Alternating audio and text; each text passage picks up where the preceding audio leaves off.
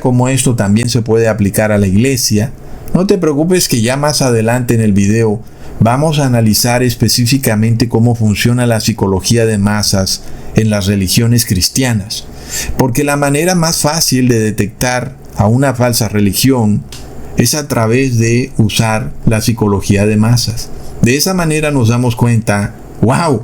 Aquí estamos siendo hipnotizados, literalmente. Plop. De hecho, es un problema que se acentúa también en una nación que precisamente busca unificar la iglesia con el Estado. En ese momento entonces empezamos a ver a gobernantes precisamente usando métodos de psicología de masas.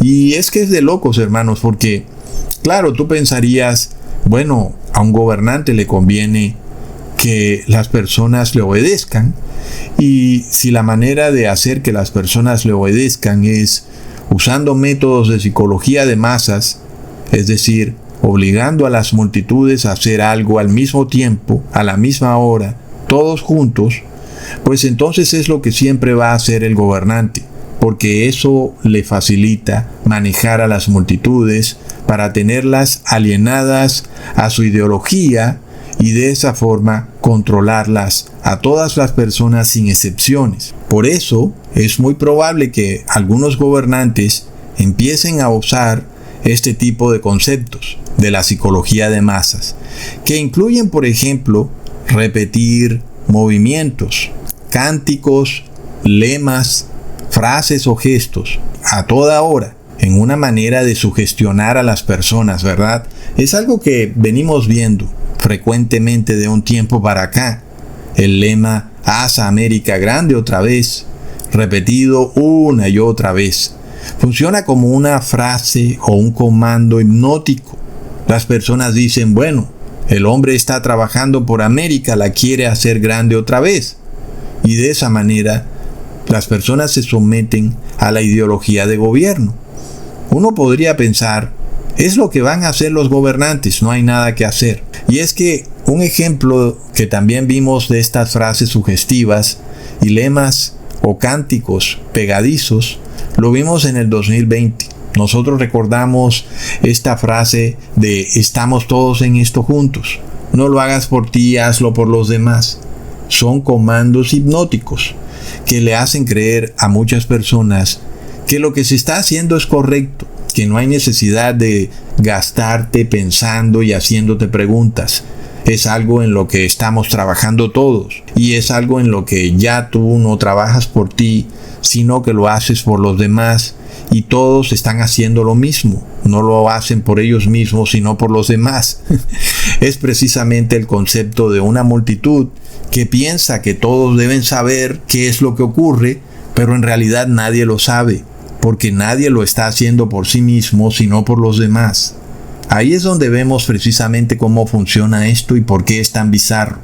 El punto es clave, es que el individuo siempre actúa de forma racional. Cuando yo hago algo como lo hago por mí, me dedico a mirar con cuidado si lo que estoy haciendo es correcto, si tiene lógica, si es algo que está bien hacerlo en términos de moral. Sin embargo, cuando todos lo estamos haciendo por alguien, se supone que todos estamos en lo correcto, porque debería ser lo correcto, porque todos lo hacemos por los demás, y simplemente es algo que no tiene lógica, ¿verdad, hermanos? Es decir, el hecho de que hagas algo por los demás no quiere decir que eso en sí mismo sea correcto. Entonces ahí vemos por qué de repente la sociedad se empieza a enloquecer por completo, porque estos sofismas de repente entran en la mente y es como si bloquearan el pensamiento racional de las personas. Ustedes recuerdan un video donde les expliqué la psiquis humana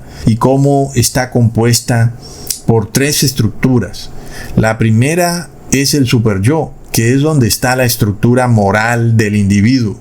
La segunda es el yo, que es la parte consciente de la persona. Y la tercera es el ello, que es donde se alojan las emociones, los deseos y los impulsos del individuo. De esta manera, nosotros en ese video estudiamos que aquella persona que no conoce la ley de Dios carece de estructura moral, es decir, no tiene superyo o es muy débil. lo cual hace que ese individuo tenga tendencia a buscar en el exterior una estructura moral, porque su psiquis no tiene estructura moral. Ese individuo sin super yo, que no tiene estructura moral, está en un problema grave, porque se rige por los impulsos, las emociones y deseos. Y él sabe inconscientemente que eso está mal. Por eso, algo dentro de él lo lleva a buscar una estructura moral en el exterior y no en el interior, ¿verdad? Como está escrito: escribiré mis leyes en tu corazón y en tu mente. Esa es la estructura moral que todo ser humano debería tener y que es el super yo. Pero en individuos que no tienen ese super yo, como es una necesidad humana tener una estructura moral, ellos buscan esa estructura moral en movimientos externos. Ahí es donde vienen los movimientos nacionalistas o grupos de algún tipo, sean políticos o de cualquier otro tipo, o inclusive movimientos religiosos. Y estos movimientos vienen a ocupar el lugar del super yo interno del individuo que no tiene estructura moral, pero que ahora somete su estructura moral a la moralidad de estos movimientos nacionalistas o religiosos. El problema es que las multitudes están conformadas precisamente por individuos que carecen de super yo. Y es como irónico que los individuos que no tienen super yo o estructura moral la busquen en movimientos externos cuando la multitud no tiene estructura moral porque no puede tenerla. Y por eso el individuo que trata de buscar una estructura moral en el exterior, lo que termina encontrando es un permiso para actuar impunemente. Ahí es cuando las religiones empiezan a cometer cualquier cantidad de actos barbáricos de los que uno no pudiera pensar. ¿Cómo es que unas personas van a la iglesia a rezar y luego terminan quemando vivas en la hoguera a personas, verdad? Son cosas que a primera instancia no tienen lógica, pero que nosotros a través del fenómeno de la psicología de las masas le podemos dar un marco teórico. Y es que el individuo que de repente no tiene estructura moral y que trata de buscarla en un movimiento religioso externo, de repente se despoja de esa responsabilidad individual y empieza a darse cuenta que a través de ser parte del grupo puede actuar con total impunidad sin que tenga que ser responsable individualmente por sus actos, y por eso el hacerse parte de una multitud tiene mucho sentido para muchas personas carentes de estructura moral y que sus deseos, impulsos y emociones los están llevando a hacer algo que ellos saben que está mal hecho, pero que es posible hacerlo a través de la multitud. Y ahí es donde viene el problema de la mente colmena, porque cobra vida propia. La mente colmena tiene identidad propia y empieza a hacer actos que nadie se hubiera podido imaginar. Por ejemplo, linchar a una persona hasta matarla.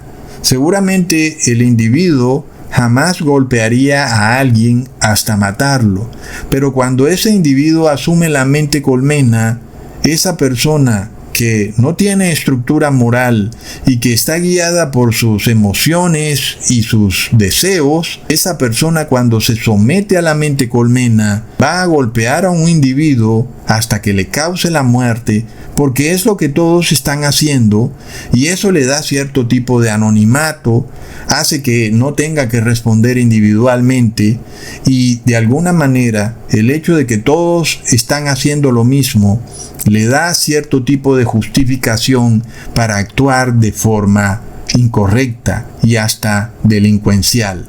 Y es lo que uno puede ver con este tipo de comportamientos multitudinarios. Y es que cuando uno de estos individuos despojados de su superyo decide convertirse en parte de un grupo, de repente se somete al cerebro colmena.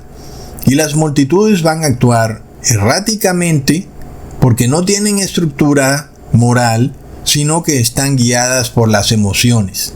De esa manera, habiendo entendido eso, uno puede ver ¿Por qué los mecanismos que usan los gobernantes para aglutinar a las multitudes son los mismos que usan las religiones?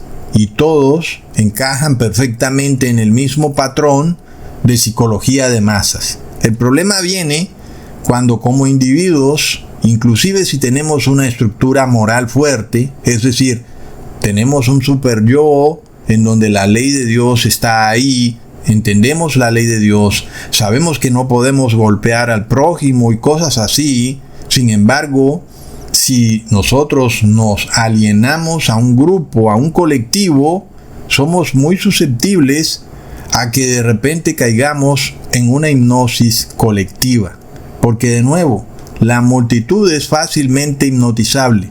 El individuo por sí solo es muy difícil de hipnotizar, pero cuando el individuo es parte de una multitud, ese individuo ahora es muy fácil de hipnotizar.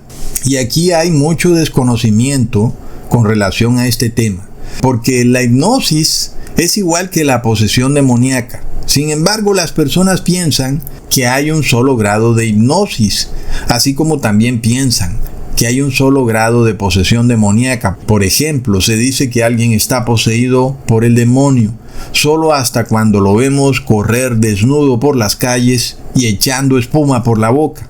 En realidad, la posesión demoníaca es igual a cuando un ladrón quiere sacarte la billetera del bolsillo, pero no quiere que te des cuenta que te la está sacando.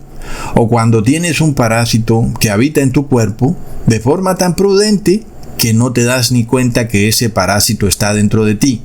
Ese es un nivel de posesión demoníaca más real a lo que ocurre generalmente, porque las personas no se dan cuenta del problema que tienen y piensan que están perfectamente bien cuando no saben que un demonio tiene poder para controlarlas en ciertos momentos de sus vidas. Y sin embargo, lo mismo también ocurre con la hipnosis. Hay también diversos grados de hipnosis, no un solo grado como alguien pensaría, como hemos visto en la televisión, que alguien es hipnotizado y lo ponen a hacer cosas ridículas, como que ha perdido totalmente su voluntad. Pero de nuevo, el peor grado de hipnosis no es ese, sino aquel en el cual tú estás bajo hipnosis y no tienes ni idea que lo estás, porque no entiendes en qué momentos caes bajo hipnosis, porque la hipnosis puede funcionar de esa manera.